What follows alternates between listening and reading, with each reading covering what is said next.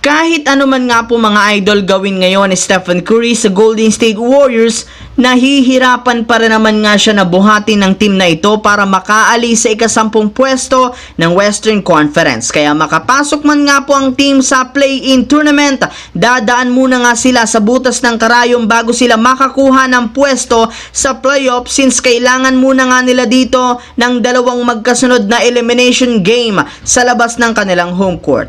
Kaya dahil dyan, may ilang mga analyst nga po ang nagsabi na hindi rin naman nga daw magtatagal ang Golden State Warriors sa postseason, gayong kahit man merong silang sapat na experience, hindi rin naman nga sapat ang kanilang hawak na lineup para kalabanin ang mas malakas na kupunan. Kaya kung sakali mang maagang magtapos ang kampanya ng Warriors, kailangan na nga talaga ng kanilang team na ikonsidera ang pagkuha ng bagong katandem ni Stephen Curry, lalo pat hindi rin naman nga nakakatulong sa kanya ang makakampi. Hindi na naman nga daw dapat aksahin pa ng team na ito ang prime years ni Curry sa pagpapanatili lamang ng mga malalaro na patuloy nag-i-struggle. Samantala, kasunod nga po ng pagkapanalo ng Denver Nuggets sa huling game laban sa Atlanta Hawks, nasungkit nga po nilang muli ang number 1 sa Western Conference. Kaya malaki talaga ang kanilang tsansa na magkaroon ng home court advantage sa first round hanggang sa West Conference Finals. Kaya kung sakali man ito mga idol na mangyari.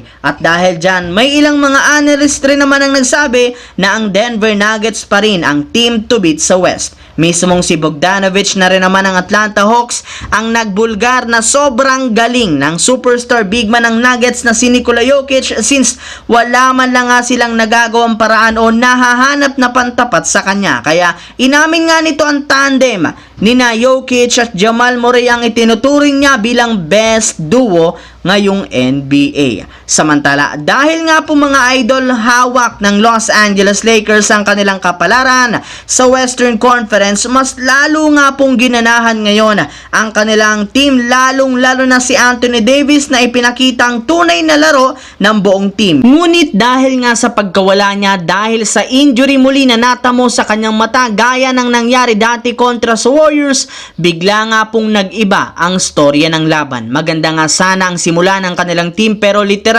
nang hina sobrang depensa ng Lakers sa pagkawala ng presensya ni Anthony Davis. Bagamat man nagkaroon sila ng mini run sa pagtatapos ng third quarter, hindi pa rin ito sapat. Dagdagan mo pa ng pagkawala rin ni LeBron James, balik na nga muli sila sa number 9. Sa ngayon, last 3 games at inaabangan nga po ngayon ang labanan kontra sa Golden State Warriors. As of today, balik sa dati ang ranking sa pagkatalo ng Suns, Lakers at pagkapanalo rin ng Kings at Pelicans.